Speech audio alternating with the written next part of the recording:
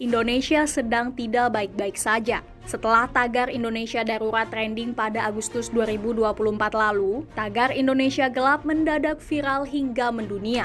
Sejumlah media asing memberitakan aksi Indonesia Gelap. Simbol Garuda berlatar belakang hitam ini merupakan bentuk kritik masyarakat terhadap kebijakan pemerintahan Prabowo Subianto yang dianggap tidak pro-rakyat. Selain tagar Indonesia Gelap, tagar Darurat Pendidikan, Kabur Aja Dulu, dan Kami Bersama Sukatani juga trending di media sosial.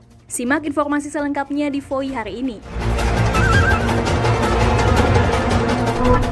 Mahasiswa seluruh Indonesia menggelar demo Indonesia Gelap di depan Istana Negara dan di kawasan Patung Kuda Jakarta Pusat 20 Februari 2025. Demo digelar tepat saat Presiden Prabowo melantik kepala daerah terpilih pada Pilkada 2024. Aksi Indonesia Gelap ini berlangsung selama sepekan sejak tanggal 17 hingga 21 Februari 2025 di depan kantor gubernur dan DPRD setiap provinsi. Namun puncak aksi berlangsung pada 20 Februari di depan Istana Negara, dan Menteri Sekretaris Negara Prasetyo Hadi telah menemui massa atas perintah Presiden Prabowo. Mensesnek menerima 9 tuntutan BEM-SI dan menandatangani perjanjian untuk menindaklanjuti tuntutan BEM-SI. 9 tuntutan itu adalah: 1. Kaji ulang instruksi Presiden nomor 1 tahun 2025 yang berfokus pada efisiensi belanja dalam pelaksanaan APBN dan APBD 2025. 2. Transparansi status pembangunan dan pajak rakyat. 3. Evaluasi besar-besaran makan bergizi gratis. 4. Tolak revisi UU Minerba yang bermasalah. 5. Tolak duifungsi TNI. 6. Sahkan Undang-Undang Perampasan Aset. 7. Tingkatkan kualitas pendidikan dan kesehatan secara nasional. 8. Tolak impunitas dan tuntaskan HAM berat. 9. Tolak cawe-cawe Jokowi dalam pemerintahan Prabowo Subianto. Pada Jumat 21 Februari 2025, BEM-SI bersama Koalisi Masyarakat Sipil masih menggelar aksi lanjutan Indonesia Gelap. Lebih dari 30 organisasi sipil turun ke jalan.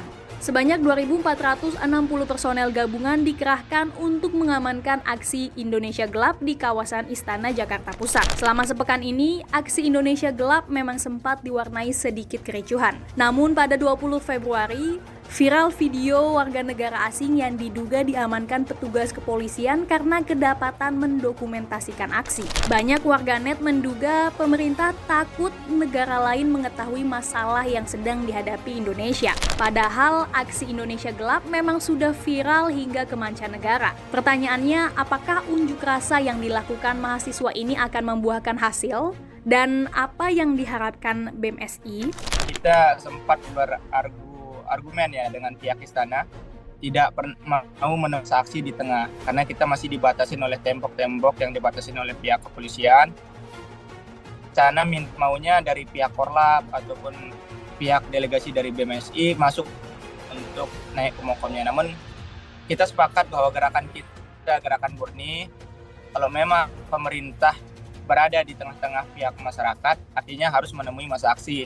Aksi akan menjamin bagaimana keamanan pihak istana menuju mokom dari masa aksi. Dari narasi-narasi dan negosiasi kita, alhamdulillah ditemuin di atas mokom gerakan mahasiswa. Dan saat itu yang kita sepakatin ada 9 poin tuntutan ditandatanganin dan kita memberi ultimatum kepada pihak istana setelah memberikan tanda tangan, yaitu 2 kali 24 jam dipelajarin oleh pemerintah dari poin-poin tuntutan kita, dan kita akan meminta dalam disampaikan oleh segmen bahwa akan ada dialog, katanya akan ada dialog delegasi dari BEM-SI untuk membahas poin-poin tuntutan itu. Maksudnya poin-poin tuntutan contoh tentang revisi bagaimana Perpres nomor 1 tahun 2025 itu yang mana perlu, kemudian bagaimana tentang mengevaluasi MBK yang bagian mana saja yang perlu evaluasi. Nah, sehingga perlu namanya dari pandangan mahasiswa kajian ilmiahnya kan ke pemerintah agar lebih secara terbuka, Mbak. Nah, dari tanggapan dari pihak istana, sebelumnya di kita mahasiswa ya berkaca kenapa kita gerak seperti mahasiswa yang serentak itu, karena kita rasa rumah kita sendiri yang diganggu, yaitu pendidikan tinggi.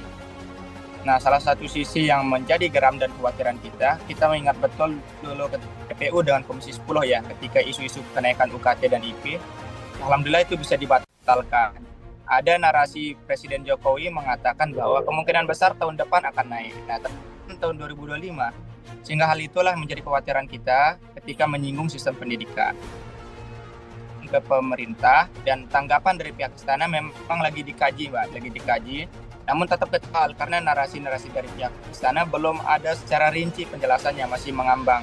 Situasi itu ya memang dari narasi apapun yang keluar dari presiden itulah suara. Ya, artinya ada kode-kode yang perlu diperhatikan. Nah, untuk mengingat bagaimana dulu Dui Fungsi TNI ya, ini salah satu pengkhianatan ya bagi reformasi, karena dulu bagaimana sekarang ini malah dibahas untuk bagaimana TNI terlibat dalam beberapa posko yang fokus di relevan dengan kompetennya ya. Nah, melihat situasi, dia bilang kritik cara yang bagus, dan kita jangan pernah dianggap juga, ada beberapa statement juga dari pihak kita menganggap bahwa kritikan itu sangat buruk, artinya dia menganggap bahwa kita kritik kecunya, padahal tidak. Kita mahasiswa maupun masyarakat ketika mengkritik suatu kebijakan itu atas dasar keresahan masyarakat dan bagaimana pembacaan secara ilmiah kita itu terpanggil oleh hati nurani kita ya. Kita kritik artinya kita cinta, Mbak, sebenarnya. Mahasiswa ini ada yang luka di negara kita, kebijakan-kebijakan itu yang robek, mencoba menjahitnya tanpa mengeluarkan darah, Mbak. Dan kita begitu juga, negara yang perlu kita berikan adalah obat yang pahit. Nah, obat yang pahit ini adalah kritikan. Itu adalah perkara kita agar kita tidak terjerumus bagaimana lubang-lubang atau jurang-jurang yang akan menghancurkan negara kita. Nah, melihat situasi itu, semoga tidak akan terjadi yang namanya era orde ataupun apa namanya, karena sekarang udah menggaung yang namanya revolusi, Mbak. Jangan-jangan kekhawatiran kita, gerakan-gerakan mahasiswa ini seperti bola salju, mengecil dan akan membesar ketika ada beberapa kritikan dibatasin. Karena demonstrasi kritikan buat negara itu sudah dimandatkan oleh undang-undang bahwa ada hak bebas. Ya, yang perlu kita sampaikan ke Prabowo adalah ketegasan bagaimana menyikapin narasinya untuk beberapa struktur PPH-nya. Karena kita melihat dia sering mengatakan narasi-narasi begitu tegas, namun ada beberapa kementerian ataupun jajaran yang tidak menjalani amanah itu.